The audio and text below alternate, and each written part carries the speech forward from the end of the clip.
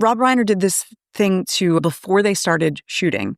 He had the four boys at a hotel for 2 weeks where they just hung out and they played acting exercises so that they could bond. They became actual friends. There are points in there where they really are like playing off of each other because they've become friends. Have you ever had something you love dismissed because it's just pop culture? What others might deem stupid shit, you know matters. You know it's worth talking and thinking about. And so do we. So come overthink with us as we delve into our deep thoughts about stupid shit. I'm Emily Guy Birkin, and you're listening to Deep Thoughts About Stupid Shit, because pop culture is still culture, and shouldn't you know what's in your head? On today's episode, I'll be sharing my deep thoughts about the 1986 film Stand By Me with my sister, Tracie Guy Decker, and with you. Let's dive in. All right, Trace, I know you've seen this film. It was on regular rotation at our dad's house. But just tell me what's in your head about Stand By Me. Yeah, I haven't seen it in a long time, but yeah, it's definitely seen it many times. So what I remember is the dad loved it. And like, I think from him explicitly, a sense that like watching this movie helped me understand his childhood. Mm-hmm, mm-hmm. In terms of the actual like plot of the movie, I remember a group of young adolescent boys go on like a long walk to see a dead body. I remember that there's a frame story with a writer at the beginning and the end who's remembering. He's like in contemporary time in the 80s, remembering his childhood, I guess, in the 50s or 60s. And in my head, it's a Stephen King book. That's correct. That was one thing I remember Dad being like, I can't believe one of my favorite movies, came from, because Dad was not into horror. Not a horror fan. Yeah. And like, I remember feeling sort of sad, but I don't actually remember what happens on the long walk to see the dead body. Mm-hmm. Train tracks feature, I think. Mm-hmm. And then I have very clear memory of the sort of frame story author standing up from his typewriter and like walking away from it, and the last words being like something like, I never had friends like that again. Jesus, does anybody? I don't know why that stands in my head, but it really does. And that's it. That's what I got. Mm-hmm. That's what I got. Mm-hmm. But why are we talking about it today? Well, there's a couple of reasons. Some of it is just it kind of came up. So we have plenty of movies that, we watched with our dad that we are revisiting. A lot of this project is about our dad. That's part of it. Talking about it today in part because this was a film I knew intimately. I knew it very, very well. And in fact, I remembered it pretty well from childhood. But this was the first time I had seen it, I think, since becoming an adult. I think I had seen it in college, so like basically an adult, but still I really resonated with the kids. This is the first time I've seen it as an adult with children, and my children are about the age of the boys in this film. And this is a situation where the movie hasn't changed, but I have. And it was a very, very different experience watching this film. And it was a lot sadder than I remembered it, in part because there were things that I understand now that were completely outside of my ability, my framework to understand as a small child. So I really wanted to kind of explore that. And we're recording this on April 25th. April's a weird month because we lost our dad on April 5th, 2013, and his birthday is April 20th. So April is a month I spend thinking about our dad. So that's also part of it was, watching this movie is kind of a tribute to our dad is part of it. And then realizing, like, after I watched it, I was like, I really should have watched this with my boys. And I think I'm going to watch it again in the next couple of days to show it to them. So that's where I'm coming from with this. Since it's been so long, and for our listeners, I'll kind of get into the plot of the story. Here's the usual. I'll try to keep it brief. As you mentioned, there's this frame story. It's Richard Dreyfuss. who he has no lines at the beginning. We see him in a car with a newspaper, and two boys on bicycles ride past him. And he does the voiceover narration. And he said, "I was 12 years old in the summer of 1959, the first time I saw a dead human being. It was a long time ago, but only if you're measuring it by years." And so we are introduced to Gordon, also known as Gordy LaChance, played by Will Wheaton, who was 12 years old, almost 13 when the film was made. He has three best friends. The closest is Chris Chambers, who was played by River Phoenix. Then there's Teddy Duchamp, who was played by Corey Feldman, and Vern Tessio, played by Jerry O'Connell. So it starts off, we meet these four boys. It's right towards the end of summer. And Vern comes to, they've got a tree house where they hang out. And he comes in all excited. He had been under his porch because he had buried a mason jar of pennies under there at the beginning of the school year. And he'd drawn a map for himself so he could find it again. But then his mother cleaned his room and threw out the map. So all year he's been digging under this porch. And by the way, this takes place in a fictional town called Castle Rock, Oregon. As with many Stephen King adaptations, King set it in Maine, and then the film puts it in Oregon so they can still talk about Portland. That's funny. I don't know why. That's so weird. So in any case, Vern was digging for his pennies, and he overheard his big brother, Billy, talking to his friend Charlie about Ray Brower, the boy from a nearby town who'd gone missing 3 days before. He was a 12-year-old. And so Gordy and his friends had paid close attention to it because it was a kid their age. So the older brother and his friend Charlie had stolen a car and gone joyriding and come across the body. And they were talking about where they had found it. And Vern overheard all of this. They didn't want to report the body because they were afraid they'd get in trouble for having stolen the car. So Billy and Charlie they're keeping it to themselves. So Vern comes to his friends. He says, "Hey, there's a body. Let's go find it and we'll be heroes. We'll get in the news." And so they all agree. They'll tell their parents they're sleeping at each other's houses and they're going to walk the 20 to 30 miles to get to where this boy's body is and bring it back, and so that they can get on the news. All of the boys are excited about it except for Gordy. He says, "Yes, I'll go," but you can tell by his affect he's not feeling great about it. They each go to their homes to get the stuff they'll need to go to camp out. And that's when we learn that Gordy describes himself as being the invisible boy that summer because his older brother Denny had died in April in a car crash. And it's clear he's trying to get his parents' attention to ask where his canteen is. And his mother just isn't paying any attention. His father says it's in Denny's room. So he goes in to get it. And his father basically confronts him in Denny's room, closes the door, making it clear that this room is now a shrine to their older son, who was clearly the golden boy. And Gordy's father says, "Why can't you have friends like Denny's?" And he describes Gordy's friends as a thief and two Phoebes, which is just so gross. I don't know what that means. What does that mean? I think he means that they are feeble-minded or... Oh. So Teddy and Vern are not scholars. Okay. And then there's also, it might have something to do with feeble-bodied because Teddy has a screwed up ear and he wears very thick glasses. The screwed up ear is because his father is very abusive and had held his ear to a stove. Oh. Vern is the fat kid, even though watching it now, he just looks like a normal kid to me. I mean, he is, the thing that I noticed while watching it is because when I was watching it as a kid, I was younger than 12. And so they just looked like kids to me.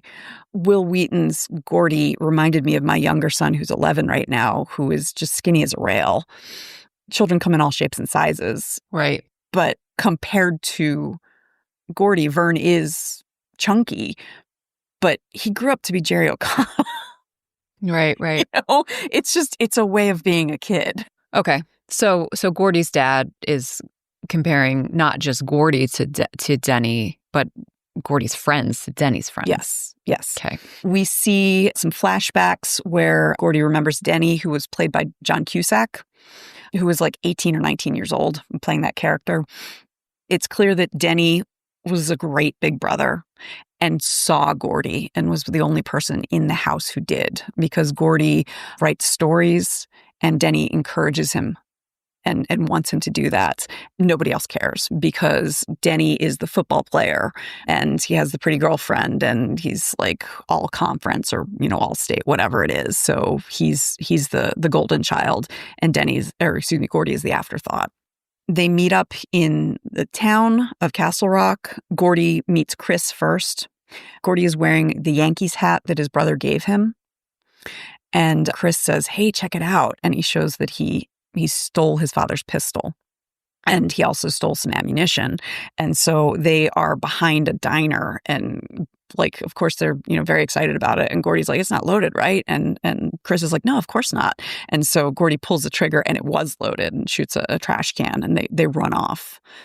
Gordy's really angry at Chris. And Chris says, I swear, I pinky swear, I didn't know it was loaded. They run into one of the older boys that Billy and Charlie, Vern's older brother and his friend, hang with, Ace, played by Kiefer Sutherland, as a real sociopath. He steals Ace and then also Eyeball, who is Chris's older brother. So, Eyeball Chambers. They steal the Yankees cap. Gordy's like, "Give it back. That was my brother's. Give it back." And they don't care. The whole town knows that Denny has died and they don't care that they've taken this from this grieving boy. And so Chris, it starts insulting Ace, but they're clearly so much bigger than these, 12-year-old boys, until Ace, gets him down on the concrete and holds a cigarette to his face and says, "Apologize." And so he does, and Gordy has lost the hat. Oh. They meet up with Vern and Teddy. Vern is kind of the comic relief. He's brought a comb with him so that they can comb their hair so they can look good when they're on TV, when they're heroes. And they are talking about what route they're going to go. They have to go through the junkyard, and Milo, who runs the junkyard, runs off kids who go through there. But they need to go through there because there's a water pump there so they can get water and fill their canteens. They also realize no one thought to bring food. They have about $2.37, which in 1959 buys quite a bit. And so they go to the junkyard. They flip coins to see who's going to have to go buy the food at there's a local little store where they can get some food. And Gordy is the one who loses the coin flip. And so while he's there, you see the shopkeeper talking to Gordy about Denny. He's like, "Shame about your brother. Do you play football? He was really good. Well, if you don't play football, what do you do?" And Denny says, I don't know. Or excuse me, Gordy says, "I don't know." When he gets back, the boys are no longer where they had been. And he's like, "What's going on?" They had always heard that Milo, who runs the junkyard, has this really ferocious dog named Chopper that he had not only taught Chopper to sick people, but specifically to sick balls. Once Gordy realizes what's going on, the other boys are climbing the fence. And so he hears Milo shout, "Chopper, sick." And he says, "I know he said Chopper sick him, but I heard Chopper sick balls." And so he runs hellbent for leather, just manages to make it over the fence. And then he turns around and it's not a dog you want having chasing you, but it's not the ferocious hellhound that he was expecting. And he says, "That was my first experience of reality not living up to the myth." So they end up, because all four of the boys are surprised at how small the dog is. They're taunting him, specifically Teddy, who they call him the craziest person they knew. So he really pushes the envelope all the time. So Milo comes over and starts taunting Teddy, saying that his dad is a loony. Teddy has said, "My dad stormed the beach in Normandy." And the guy starts saying, he's in the loony bin, he's loony. So it's clear that his father has some pretty severe PTSD. To the point where, and then Teddy takes it so hard that he's I'm going to tear your head off, and like is trying to get over to fight this guy who's a full-grown man. And Chris manages to pull him away, and Teddy is like sobbing. Like he ranked on my old man. He ranked on my old man. And the voiceover says, I had a hard time understanding why Teddy was so attached to his father, who beat the shit out of him and like abused him always. And like, I couldn't give a crap about my father, who hadn't raised a hand to me since I was 3 years old. And that was because I was eating bleach. So they get Teddy calmed down and they keep going. And they start talking a little bit about what they expect to find when they find Ray Brower's body. And they start, it was still very childlike understanding of it. They're like, oh man, what if his body looks like this or that or the other? And again, all the boys except Gordy are the ones who are kind of thinking about this. And they're thinking about like the kind of horror aspect of it. Only Gordy really seems to understand the gravity of it. They take not a shortcut, but there's one point where, because they're following the train tracks, because Ray Brower was hit by a train. And they get to a point where there's a trestle bridge, and they're like, maybe we should go down to, there's a bridge over the river like that's this way, but it's 5 miles down that way. It's gonna be a lot faster to just go across the trestle bridge. Well, when's the next train coming? I'm sure it'll be fine. Well, what do we do if it comes? Just jump. You jump into the river. It's 100 feet. It's fine. So Chris and Teddy are ahead. Gordy is stuck behind Vern, who is like scared and kind of going on all fours when a train starts coming. And so Chris and Teddy make it to the other side, and Vern is like terrified and like kind of like clinging to it. And Gordy's like, we're gonna die. And so they run, and they just manage to escape. They jump off the side of the bridge just as it gets to where it's on land again. And so it's terrifying. It's a terrifying moment. Once they get to a place where they camp, they make dinner, they talk about all the things that were the serious things that you worry about before you've discovered girls. And so there's this very funny scene where they're talking about, if Mickey's a mouse and Donald's a duck and Pluto is a dog, what is Goofy? It's just this lovely scene. Did they talk about the fact that like Mickey only wears pants, but Donald only wears a shirt? No, they didn't get to that. Then there's also, Vern says, if I could only eat one food for the rest of my life, easy, Pez, cherry Pez. That's so disgusting. So they go to bed, they go to sleep, and they are woken up by howls in the night that are probably coyotes, but Teddy starts teasing Vern like, oh no, it's Ray's ghost. Ray's ghost is coming to get you. And so they decide to keep watch overnight. And so Teddy takes the first watch. They hold the pistol. Teddy is obsessed with the military because of his father. And so he's like talking to himself like, Corporal Teddy Duchamp. And they're like, would you shut up? We're trying to sleep. Then we see Vern with the pistol. He has the next watch, and like every cricket cheep, he goes, it's like pointing a gun in every direction. And it's just like, it's a really good thing none of these kids shot their foot off. Chris has the third shift, and while he is keeping watch, Gordy is having a nightmare, and we see it where it's at Denny's funeral. And it's clearly this is a dream. It's not a flashback, but it's also not entirely clear if this is like, if this is his guilt or his belief. But his father turns to him and said, it should have been you, Gordy. Yeah. And so Gordy wakes up and he goes to talk to Chris and says, I didn't cry at Denny's funeral. And Chris is just really lovely. They end up talking more. The reason why Gordy's father called Chris a thief is because he got suspension for stealing the milk money at school.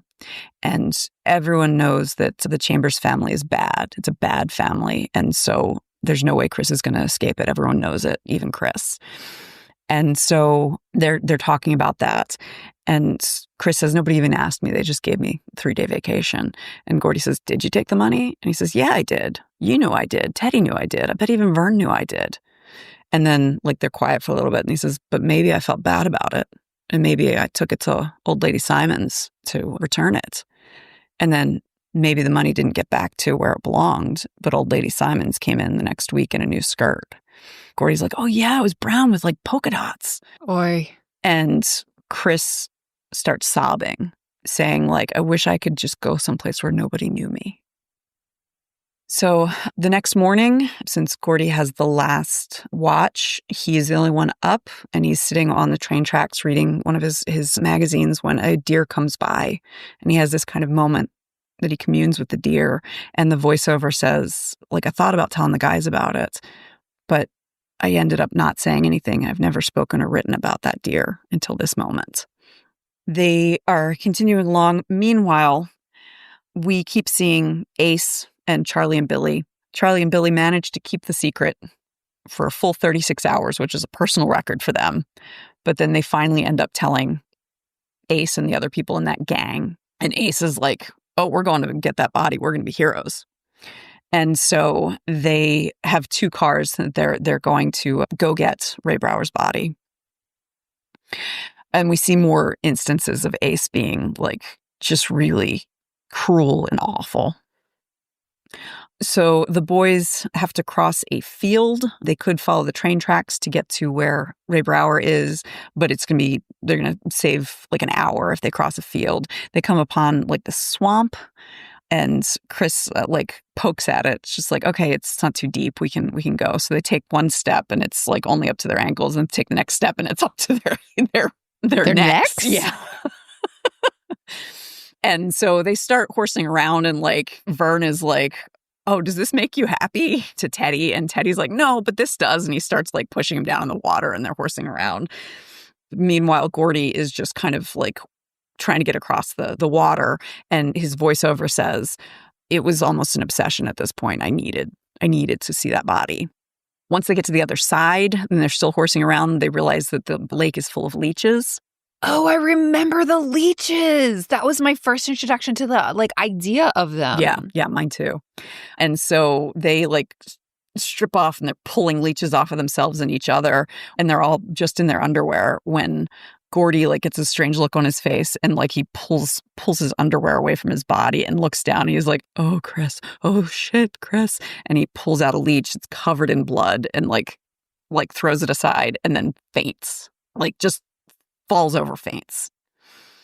A little bit later, he's still like, he's back to himself, but he is not talking, and like just kind of staring off into space. They're all dressed again. Chris says, I think we should take Gordy home. And like Teddy and Vern are arguing with him until like they're almost coming to blows, until Gordy like goes, stop it, and then shouts, stop it, not going back. We'll keep going. So they continue on. They get to the road that they know is near where Ray Brower is, and they continue along the train tracks until they find him. And they see basically just from his knees down, and there's a Ked sneaker hanging from a tree. And you see it really hit the other 3 boys what it is that they're witnessing. They come over, and Chris gets a branch and kind of lifts, because Ray is underneath like some leaves and stuff like that, and lifts the branch up so that they can see his face. And the voiceover says, the kid was dead. The kid was not sick. The kid was not sleeping. He was dead. And like, it's this real visceral understanding of what it is that has happened to this kid. Is no longer an adventure. This is real. So Chris says, let's find some long branches so that we can make a stretcher for him. And Gordy sits down on a stump and is like off again. Chris sends Vern and Teddy to go find the branches, and he sits down. Gordy says, why did you have to die? And he starts like really just sobbing, like, I'm no good and my dad hates me. And Chris keeps saying, he doesn't hate you, he just doesn't know you, which is heartbreaking in itself. And it's this very amazing, tender moment between these 2 boys where Chris is doing the best he can to comfort his friend for something that just there's no comfort. And then Ace shows up. with several other the teen boys. He says, we're taking the body. Chris stands up to him and says, no, you're not. Fair's fair. We walked here. You drove. We earned this. And Ace pulls out a knife. Vern had left at the moment Ace showed up. When he pulls out a knife, Teddy, who is like fearless, is like, nope, too much for me. And Chris is like, then fine. If you're going to have to kill me, kill me. So he's getting closer when Gordy shoots the gun in the air to get everyone's attention. So it becomes a standoff between Ace and Gordy. And Ace says, what, are you going to shoot all of us? He's like, no, just you. And he's like, you don't have the balls. He's like, why don't you suck my fat one, you dime store hood? And he said, no one's taking the body. You're leaving. We're going to call it in when we get home. And because he has a gun and Ace has brought a knife to a gunfight, they stand down. And the boys use one of their bedrolls to cover Ray and then head back home. And they say they made an anonymous call when they got back to town, and then they each went home. And the voiceover tells us what happens to each of them. Vern got married right out of high school, had 4 kids, and is now a forklift operator. Teddy couldn't get into the Army. He tried several times, but between his ear and his eyes, he was 4F. He was been in jail several times and is now doing odd jobs around Castle Rock. He and Chris did end up going into the college prep classes because that's something that they talked about before, how Chris is smart enough to go in the college prep classes, but no one believes he can do it because he's at Chambers, and became a lawyer. And life took them in separate directions, and he hadn't spoken to him in over 10 years. And he had just learned that Chris was at a fast food restaurant when an argument broke out between the 2 men in line ahead of him. And always the peacemaker, he tried to intervene, and he was stabbed in the throat and died almost instantly. And so we learn that's why he is telling this story. So we end with him at his very 80s computer, the green font on black, and his son and a friend come in and said, Dad, we're ready to go. And he's like, what's that? And his son's like, Dad, we've been ready for an hour. He's like, oh, just give me a few minutes. And the friend says, he said that a half hour ago. And the son says, yeah, he gets like this when he's writing. So that's when he types in the line that you remember. I've never had friends in my life again like I did when I was 12. Jesus, does anyone?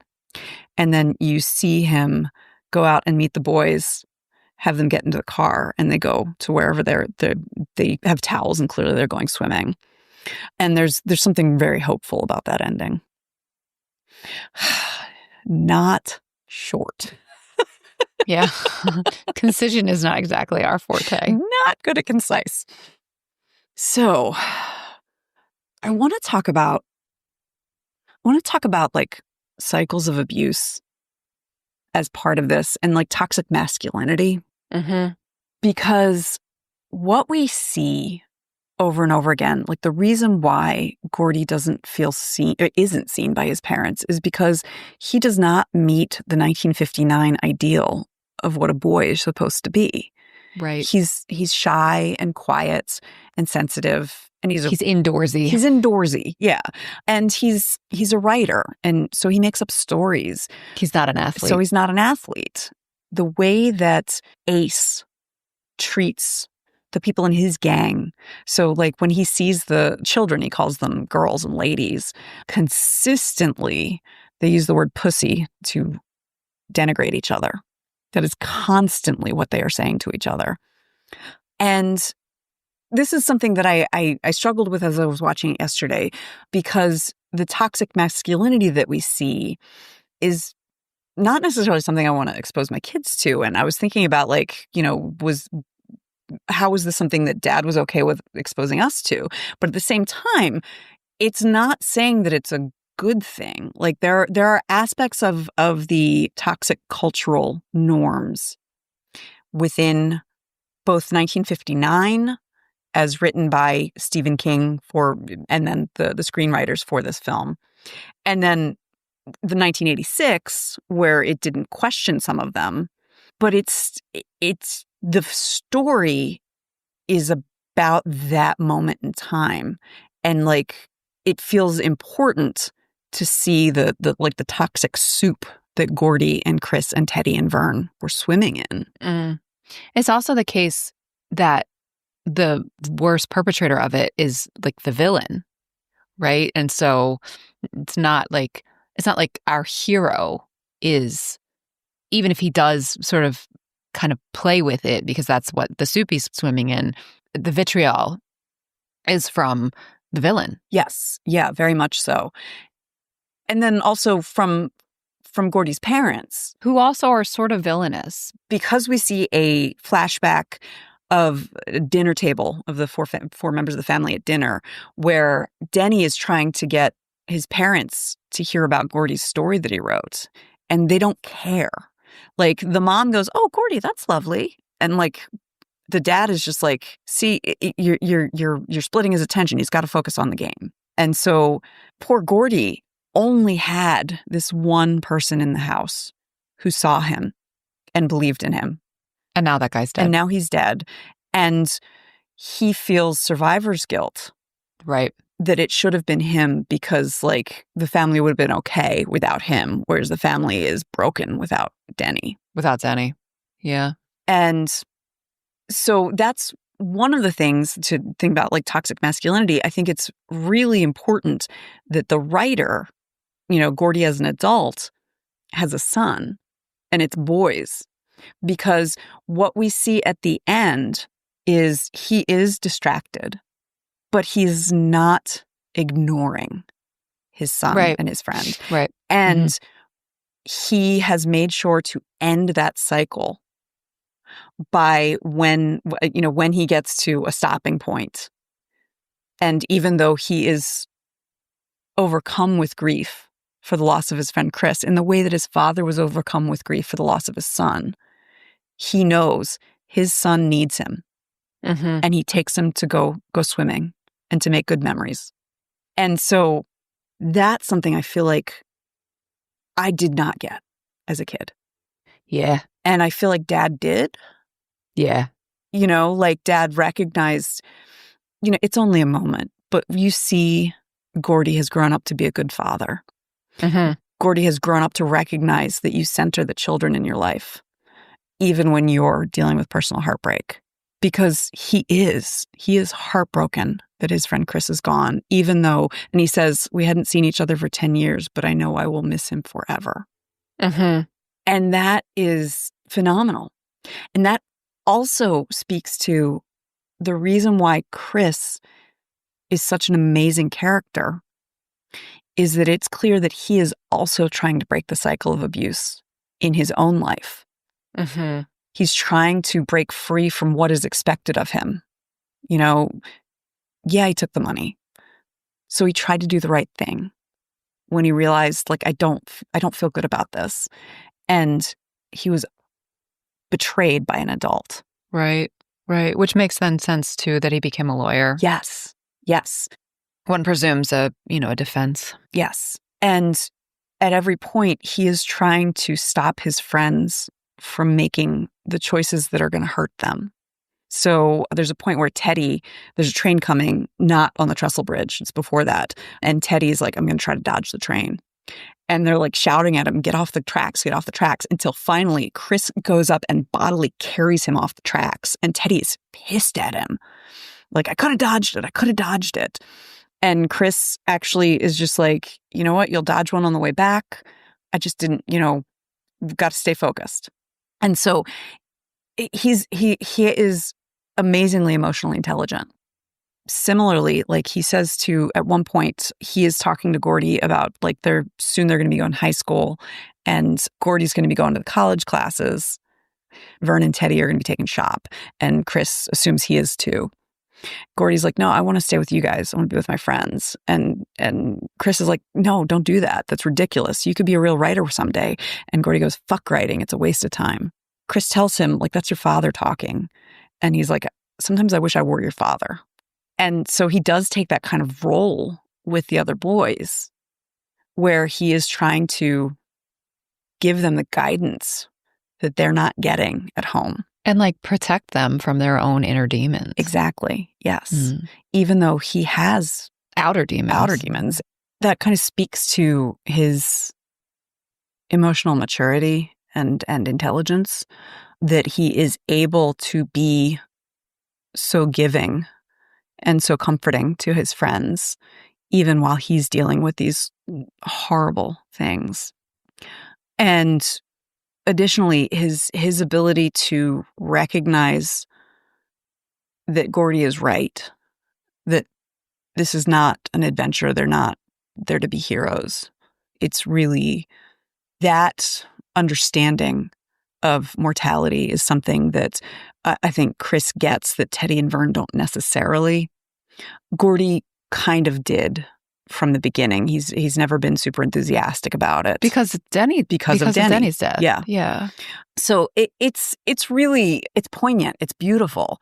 Like how this friend is able to provide for these kids what they are not getting. Yeah. The thing that struck me last night, because again, as a kid, I was watching it and they were older than me, because this came out when I was 7, and I know I saw it around then and many, many, many times after that. And so like they were big kids.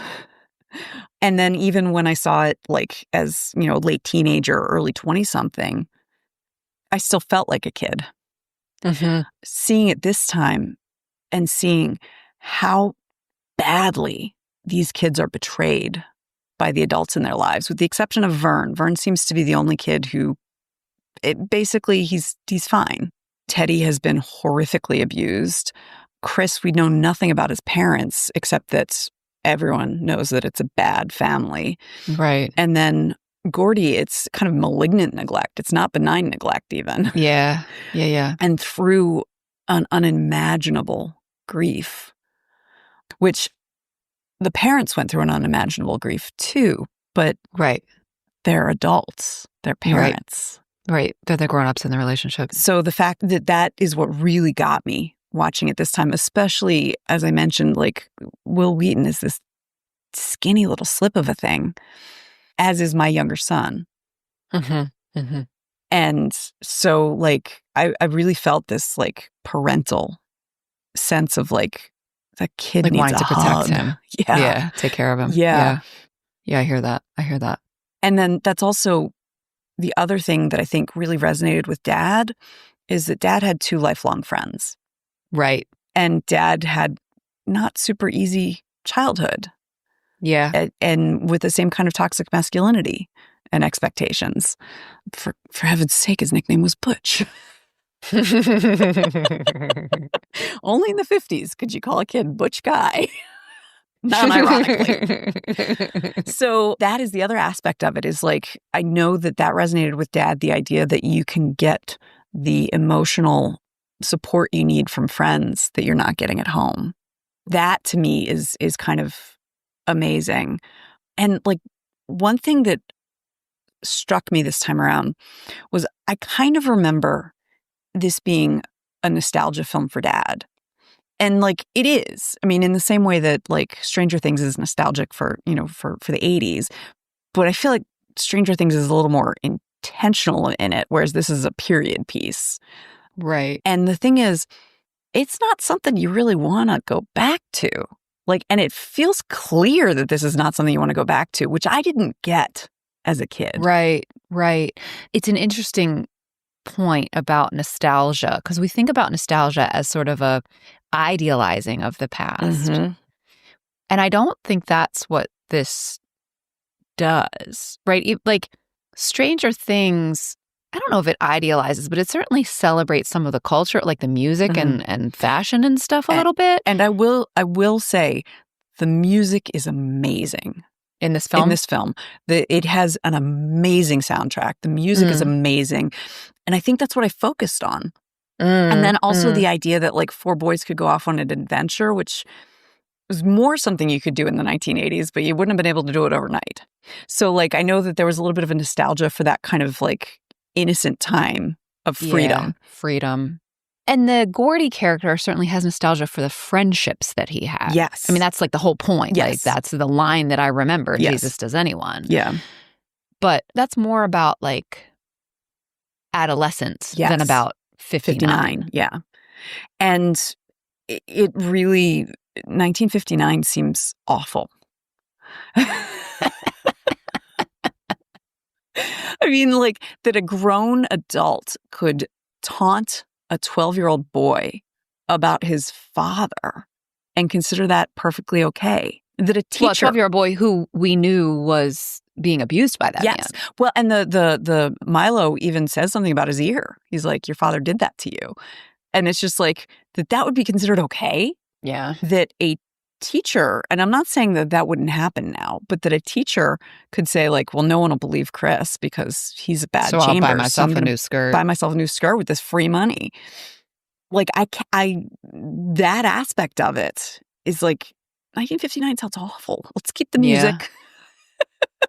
Yeah. there's like, it'd be nice if we could have a little bit more freedom for kids so that they could, have coming of age moments that aren't helicopter parented. Yeah, although at the same time, you said it's a good thing they didn't shoot themselves in the foot. It's a good thing they didn't shoot one another. I mean, that's like the number one cause of death in kids that age today. Exactly. So like, yeah, that's So it made it clear how much, and I don't know if this is true of all kids who were like children in the 50s, but it was common enough that it resonated with so many people.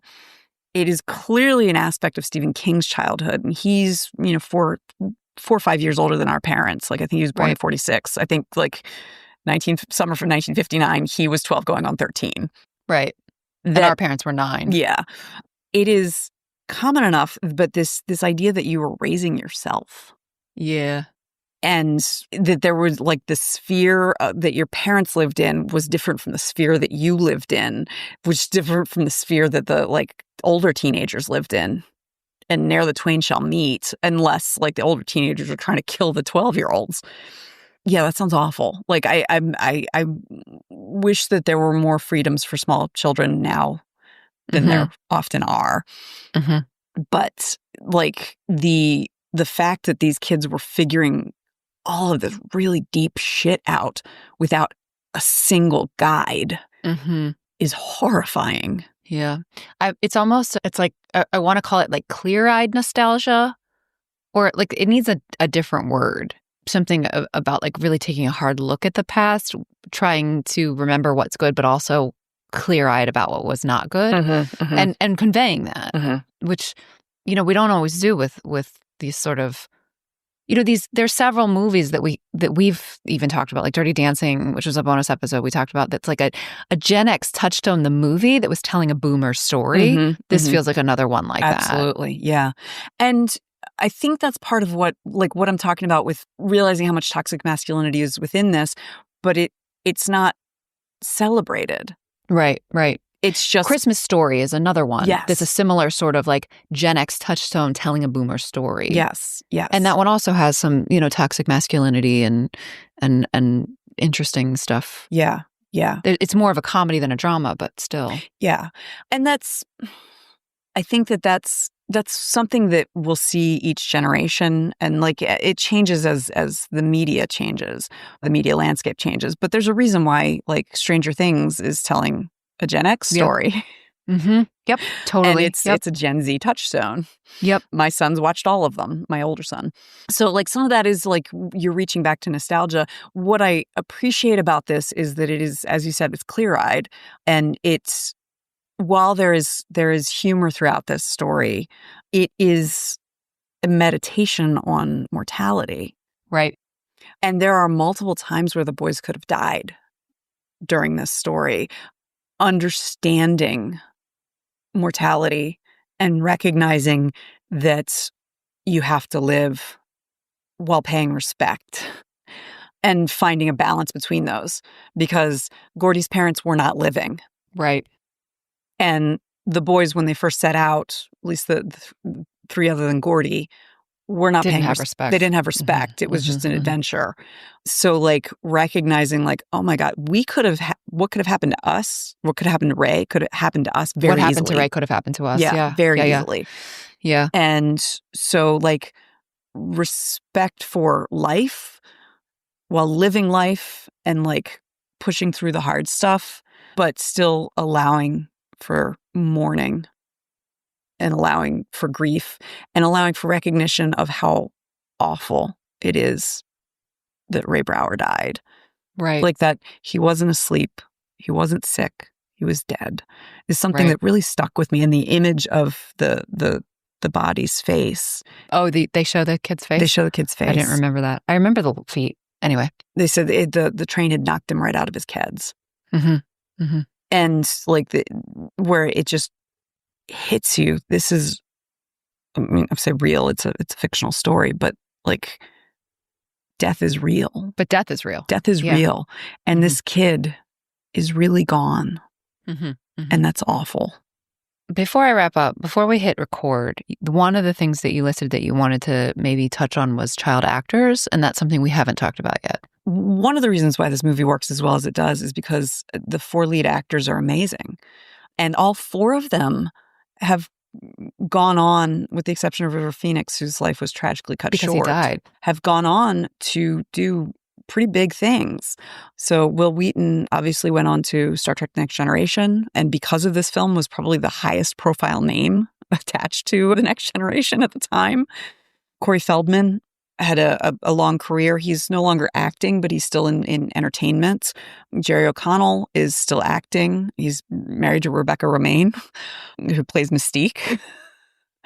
And there's a retrospective, and I'll include a link to in the show notes, talking about how Rob Reiner chose these child actors. And one of the things that Will Wheaton says is that basically they're playing themselves because he was a very shy and introverted boy who was very sensitive. Corey Feldman experienced unimaginable abuse from his parents. Jerry O'Connell was a goofball and really enjoyed getting to play the comic relief. River Phoenix was this phenomenal actor, and he did have that kind of emotional IQ, but he was such a good actor that because they were having trouble casting Teddy, they considered giving him that part until they found Corey Feldman. Rob Reiner did this thing before they started shooting. He had the 4 boys at a hotel for 2 weeks where they just hung out and they played acting exercises. There's this famous book of acting exercises so that they could bond. And they became actual friends. There are points in there where they really are like playing off of each other because they've become friends. And in this retrospective, Reiner talks about at one point, Vern has no lines and he's not doing anything and was not doing anything in the scene. And Rob Reiner said to him, "What are you doing?" He's like, "Well, I don't have any lines." He's like, "You're still in the scene. What would you be doing if this, were really happening?" And so that was really interesting, because you do have to teach children the craft. It's a 12-year-old, they don't know. This gets to another reason why this movie reminds me so much of Dad is Dad had strong opinions about child actors. It was horrific to him, the ways that child actors were and still are probably abused by the system. Yeah, exploited. And his sense was that they just had their childhood stolen from them. Yes. And so it's clear to me that Rob Reiner didn't do that. Rob Reiner was not, what they did to Judy Garland. This was not a thing where it's dance, monkey, dance. And I don't know that Rob Reiner, I'm sure he didn't know that Corey Feldman was being abused. I'm sure he didn't know that. But there is something really tragic to me about the fact that Corey Feldman was able to play that character so well because he himself was feeling so much anger and despair over the kind of exploitation and abuse that his parents were putting him through. And I don't have an answer to that. I don't have an answer to how do we look at that when that was a smart way to cast the movie when you are trying to get a performance out of a very, very young actor. But at the same time, it just reveals how ugly that side of acting is, that side of the filmmaking industry. And So one thing Will Wheaton has said, this was not the first thing he was ever in, but it was like the first big thing he was in. And it's the best thing he's ever been in. And In your opinion? he said that. Oh, okay. He said that. Okay. And that it's tough for him because he feels like he's been in a sophomore slump ever since. Since he was at 12. Yeah. And which that would be tough. That would really be tough. Like, you peaked before you even knew what you were doing. Yeah. And one thing he said that really stuck with me in this article, when River Phoenix died, he was really angry because Phoenix was the one who was supposed to go on and become the Tom Hanks.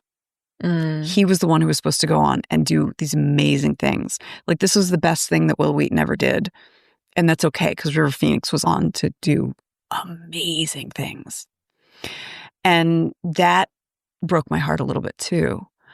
Sort of meta with the movie. Yes. And that's something that people talk about, is the fact that River Phoenix died 7 years later. And there is this sense that he and Chris Chambers are very much the same person in some ways. And it's I know Dad would have opinions about this. Yeah. So there is one other thing that I want to talk about real quick, and that is fat phobia. Because the film I think does a very good job of making it clear 1959 sucked. But the thing that is unexamined is the fat phobia. And it's just a given that it's okay to make fun of people for being fat and to judge people for being fat. Do you remember the story that Gordy tells in the middle about Davy Hogan, who everybody called Lardass? No. So he has written this story, and he tells it to the boys over the campfire about a boy named Davy Hogan who's their age, but he's like 180 pounds. But it's not his fault. It's his glands. And everyone has called him Lardass his entire life. And so he plans his revenge. And it's a pie eating contest. And so he enters the pie eating contest, and he's there against the mayor, the principal of the high school, the DJ. And they got the actual, because they have music through the like Portland station playing often, and you hear the DJ, and they got the same actor doing the DJ and used the name. So it's like Gordy is inhabiting this story with real people in Castle Rock. And on his way in to join the pie eating contest, one of the contestants, who's a grown man, trips him. And like the whole crowd is just like, "Hey, Lardass, you have a nice trip." So once the pie eating contest starts, he is like winning. And then Gordy says, but he wasn't in it to win. He was in it for revenge. And before it started, he drank an entire bottle of castor oil and ate a raw egg so that he would vomit. And so he does all over another contestant, and it causes like a barforama. Oh, yeah. I vaguely, and they're all throwing up on each other. All throwing up on each other. I remember that. And it's very gross. It's a very 12-year-old boy kind of story. It fits, as someone said, like they spend, it's an 86-minute movie. They spend 5 minutes in this story within a story within a story. And at the time, I thought, like, when as a kid, it was like, okay, so Gordy sees people. Like, he sees, how people treat Lardass. He finds a way to get the revenge. And so clearly this Davy Hogan is a stand-in for himself, for feeling like he's, instead of being made fun of, he's unseen by the town. But the assumptions built into that story, and the assumptions built into the rest of what happens in 1959 are not very sensitive, are very fat phobic, which I didn't see as a kid. And that's something that I think, if we were to remake this movie today, which I don't think we should do because it's a masterpiece, we would change, because that is an aspect of our culture that we now recognize as harmful. And it would be like the way that the boys call each other the F word or pussy, as like, it might still be in there, but it would be clear that this is not something to aspire to. That clear that this is an ugly part of our past. Right. Yeah. Well, shall I see if I can reflect back some highlights at you? Yeah, let's. So this film, I think, it goes into the category of Gen X touchstone media that looks back at a boomer story. We have several of those along the way. And this one in particular, like for us, it is like it's nostalgic for us, for the Guy Girls, because our dad loved it so much. It was nostalgic for him because it sort of captured the feeling of being an adolescent in the late 50s and early 60s. But there's something about it that we named that's not an idealistic nostalgia.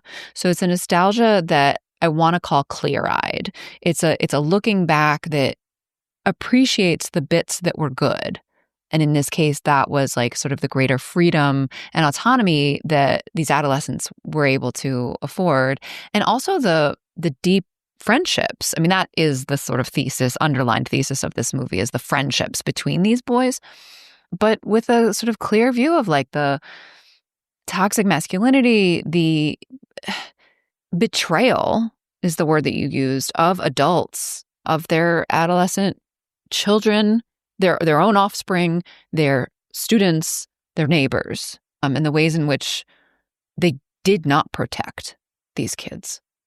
You spent some time sort of leading up to and kind of talking about the ways in which this film kind of gives us models of breaking cycles of abuse, both with Gordy and his son that we see in the sort of present, the 1986 frame story, but also with Chris, who was trying to break himself out of the cycle of abuse as a 12-year-old in 59, and even trying to sort of protect his friends from their own demons and from their parents' sort of psychological influence and abuse, which is really remarkable. I think it's remarkable even for when adults are able to do that for one another, so that a 12-year-old who was suffering from his own sort of form of kind of ongoing abuse, whether from parents or from the town who knew he was a bad kid, to be able to try and intervene when, because Gordy's dad doesn't know him, doesn't hate him, but doesn't know him, that there's something really remarkable about that. And like, I'm even wondering if it's realistic that we would think an individual could do that. I think so. I think there are people who have that kind of EQ. Like a native emotional intelligence.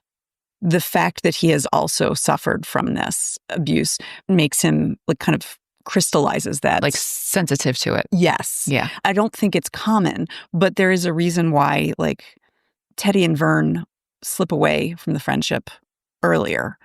Mm-hmm. And it's because Gordy and Chris have that kind of like a sensitivity that Chris turns outward and Gordy turns inward as a writer. Right. We also talked a bit about child actors and some of the like uncanny resonance between River Phoenix and his character in this film.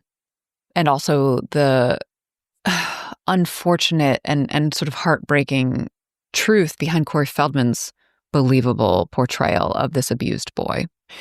And then we ended with your meditations on fat phobia and the ways in which this film, in many ways, is clear-eyed about the things that were toxic and unhealthy about culture in 59, and the ways in which it totally wasn't about fat phobia and just absolutely missed it. So I think that's where we landed. Let me just think. I think that captures the highlights of what we talked about. Did I miss anything? Oh, we talked a little bit about like the living even when grieving. Yes, and the respect for mortality. Right, because ultimately, thank you. I think that's important. Ultimately, this film really is a meditation on mortality and what it means to live and continue to have relationships while being open to grief and not being shut down by grief. Being present with those who are still here. Because I think that piece of the survivor guilt and the ways in which Gordy's parents like exacerbated the survivor's guilt by making it clear he was not as good as his dead older brother. That's a big piece of then what informs the relationship between adult Gordy and his kids now that he's reflecting on Chris's death. So yeah, thank you for bringing that back up. Cool. It's a masterpiece. If you haven't seen it recently, you should rewatch it. It's amazing. It's an amazing movie. So next week, I'm going to bring you my thoughts about a film that probably I won't describe as a masterpiece.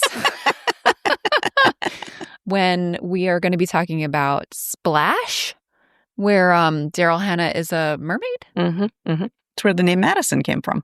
Yeah. Cool. All right. See you then. Talk to you then.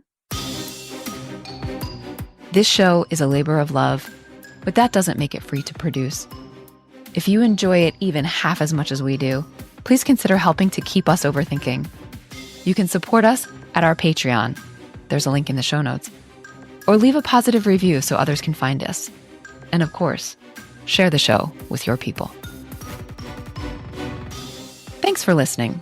Our theme music is Professor Umlaut by Kevin MacLeod from Incompetech.com.